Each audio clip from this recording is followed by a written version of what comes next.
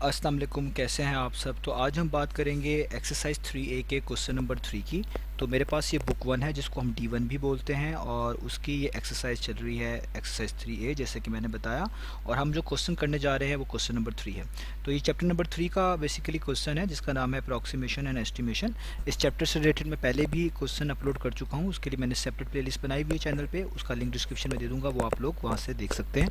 तो आइए स्टार्ट करते हैं क्वेश्चन नंबर 3 को। हम पहले इसकी स्टेटमेंट को रीड करेंगे, इसको समझेंगे और उसके बाद फर्दर इसके सोल्यूशन को स्टार्ट करेंगे। तो क्वेश्चन स्टार्ट होता है, the dimensions of a rectangular plot of land are 28.3 metre by 53.7 metre. एक बेसिकली रेक्टेंगुलर प्लॉट है, एक खाली ज़मीन है और वो जो ज़मीन है वो रेक्टेंगल की शेप की है, इसलिए उसको रेक्टेंगुलर प्लॉट कहा जा रहा है। और उस रेक्टेंगुलर प्लॉट के जो डायमेंशंस हैं वो 28.3 मीटर बाय 53.7 मीटर है, यानी उसकी लेंथ और विड्थ जहाँ पे बताई गई है। डायमेंशंस का मतलब होता है लेंथ, विड्थ, हाइट, ये सब चीज़ें डायमेंशंस में काउंट होती हैं। तो लेट से यहाँ पे लेंथ जो है, मैं जो बड़ी वैल्यू है इसको लेंथ बोल लेता हूँ। तो उसकी जो लेंथ है वो आपके पास 53.7 मीटर है और जो उसकी ब्रेड्थ है वो आपके पास 28.3 मीटर है। तो लेंथ मैंने जो बड़ी वैल्यू है उसको बोल दिया है, ब्रेड्थ मैंने जो छोटी वैल्यू है उसको बोल दिया है। बाय का वर्ड जहाँ पे भी यूज़ होता है अक्सर मैथमेटिक्स में, इसका मतलब होता है एरिया।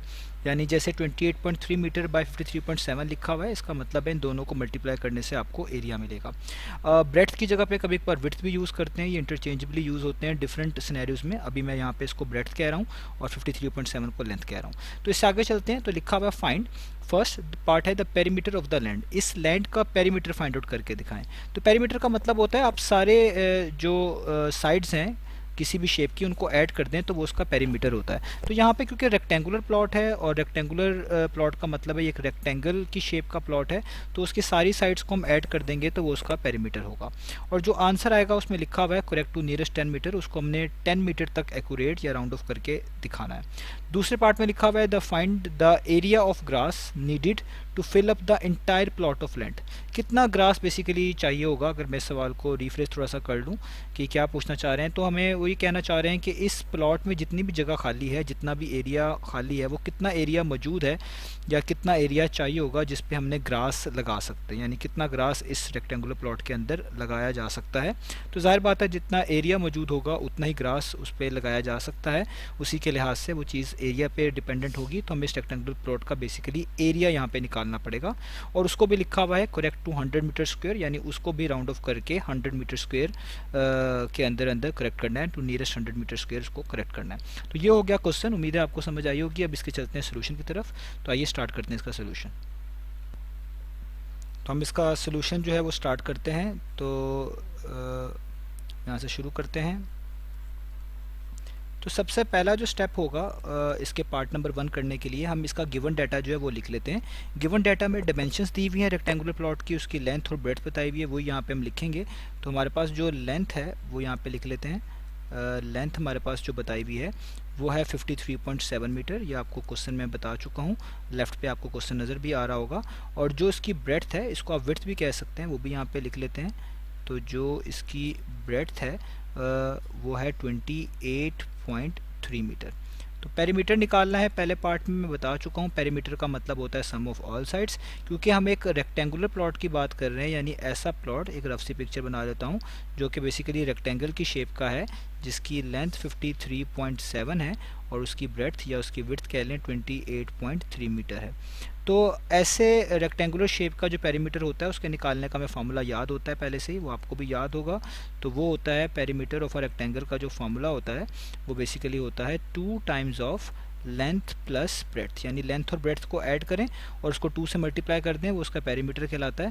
तो 2 यहाँ पे वैसे ही आएगा। लेंथ हमारे पास 53.7 है, ब्रेड्थ की जगह पे ब्रेड्थ लिख देते हैं, वो 28.3 मीटर है। और अब हमने इनको ऐड करना है। तो सबसे पहले जो ब्रैकेट्स के इनसाइड है उसको हम ऐड करेंगे और उसके बाद उसको 2 से हम क्या कर देंगे, मल्टीप्लाई। तो 53.7 में और ऐड करना है आपने 28.3 को, तो आपके पास आंसर आएगा 82। तो मैं यहाँ पे लिख देता हूँ, हमारे पास आंसर आएगा 82। अब आपने 2 को 82 से मल्टीप्लाई कर देना है, तो ये आपके पास हो जाएगा 2 2 टाइम्स 4 होता है, 2 8 टाइम्स 16 होता है, तो ये हो जाएगा 164 मीटर। अब क्वेश्चन में कहा गया था, यहाँ पे आपको पता है होगा, नज़र भी आ रहा है, मैंने बताया भी है कि आपके पास जो भी आंसर आएगा आपने उसको नियरेस्ट 10 मीटर राउंड ऑफ करना है। तो आप देखें कि 10 मीटर का यहाँ पे क्या मतलब लिया जाएगा। आप यहाँ राइट से स्टार्ट करें तो ये जो डिजिट है ये यूनिट प्लेस पे है और ये जो डिजिट है ये टेंस प्लेस पे है, यानी यहाँ तक हमने इसको अप्रॉक्सीमेट कह लें या राउंड ऑफ करना है और इसी को हम कहेंगे नियरेस्ट 10 मीटर पे राउंड ऑफ करना। तो जहाँ तक करना होता है उससे लेके नेक्स्ट का जो डिजिट होता है हम उसको यहाँ पे लिख लेते हैं, जैसे 6 के आगे तक का डिजिट यानी 64 तक लिख लेते हैं। और अब हम ये देखेंगे इसके करीब टेंस कौन कौन से मौजूद हैं। तो 64 के करीब जो नियरेस्ट टेंस मौजूद हैं वो या तो 70 है और या फिर 60 है। तो हमने नियरेस्ट करना होता है, हमने देखना है 64 किसके ज़्यादा करीब है, 60 के या 70 के। टेंस का मामला है तो इसलिए टेंस के लिहाज से देखेंगे, यानी 70, 80, 90, 100 का होता तो 100 के गैप के लिहाज से चीज़ों को देखते। तो यहाँ पे टेंस का मामला है तो 64 के नियरेस्ट जो है 70 बनता है या 60 बनता है, इन दो में से कोई एक बनेगा। तो आप देख सकते हैं 60 और 64 का जो गैप है वो कम है और 64 और 70 का जो गैप है वो ज़्यादा है। तो इसका मतलब है 64 किसके नियरेस्ट है, 60 के। इसका मतलब है जहाँ पे यहाँ पे 64 है इसकी जगह पे आप 60 लिख सकते हैं। तो आप लिख देंगे ये 160 मीटर। ये आपने क्या किया, बेसिकली आपने अप्रॉक्सीमेट कर लिया या राउंड ऑफ कर लिया टू नियरेस्ट 10 मीटर, जैसा कि क्वेश्चन में बताया गया था। तो ये हो गया हमारे पास इस क्वेश्चन का पार्ट नंबर 1। अब करते हैं इसका पार्ट नंबर 2। तो पार्ट नंबर 2 में हमने बेसिकली फाइंड आउट करना है एरिया, कि कितना एरिया चाहिए होगा अगर इस लैंड में हमने ग्रास को जो है लगाना हो। तो इसका जो पार्ट नंबर 2 है वो हम देख लेते हैं। तो स्टार्ट करते हैं इसके पार्ट नंबर 2 को। तो पार्ट नंबर 2 जो है बेसिकली एरिया से रिलेटेड है, आपको बेसिकली यहाँ पे एरिया चाहिए। तो अगर आप इस रेक्टेंगुलर प्लॉट का एरिया निकाल लेते हैं तो जाहिर बात है उसी के लिहाज से इसमें जो ग्रास लगाने की बात हो रही है वो उसी पे डिपेंड करेगा, जितना एरिया होगा उसी के लिहाज से उतना ग्रास लगाया जा सकता है। तो हमने बेसिकली यहाँ पर निकालना है एरिया। तो एरिया का फॉर्मूला बहुत क्लियर है 2 डायमेंशनल शेप्स के लिए, कि वो होता है लेंथ मल्टीप्लाई बाय ब्रेड्थ। अगर आप लेंथ को और ब्रेड्थ को मल्टीप्लाई कर दें तो वो उसका एरिया होता है। तो लेंथ यहाँ पे गिवन है वो है 53.7 मीटर, मैं यहाँ पे लिख देता हूँ 53.7 मीटर। मल्टीप्लाई बाय ब्रेड्थ भी गिवन है वो है 28.3 मीटर, तो यहाँ पे लिख देते हैं 28.3 मीटर। अब आपने जस्ट इनको मल्टीप्लाई करना है। तो एक तरफ है आपके पास 53.7 और एक तरफ है 28.3। इन दोनों को आप मल्टीप्लाई करेंगे तो आपके पास जो यहाँ पे आंसर आएगा वो आएगा 1519.71 और मीटर मल्टीप्लाई बाय मीटर हो जाएगा मीटर स्क्वायर, क्योंकि ये एरिया है। अब इस क्वेश्चन को कहा गया था आपने नियरेस्ट 100 मीटर स्क्वायर में राउंड ऑफ करके दिखाना है। इसको हमने किस में करके दिखाना है, नियरेस्ट 100 मीटर स्क्वायर में राउंड ऑफ करके दिखाना है।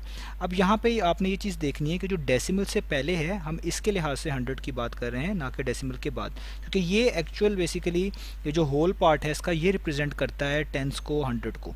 तो हमने यहाँ पे जो डेसिमल से पहले है डिजिट्स उनके लिहाज से 100 देखना है। तो ये आपके पास जो डिजिट है ये वाला ये यूनिट प्लेस पे है, ये वाला डिजिट टेंस प्लेस पे है और ये वाला डिजिट बेसिकली 100 प्लेस पे है। और यहाँ पे भी आप देखें 100 ही की बात हो रही है।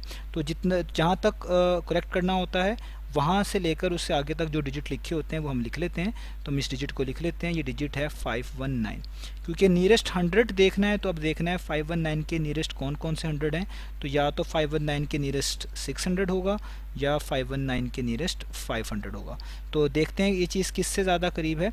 तो 519 500 से ज़्यादा करीब है और 600 से वो ज़रा दूर है। तो जो नियरेस्ट होता है हम उसको लिख देते हैं उन 3 डिजिट्स की जगह पे।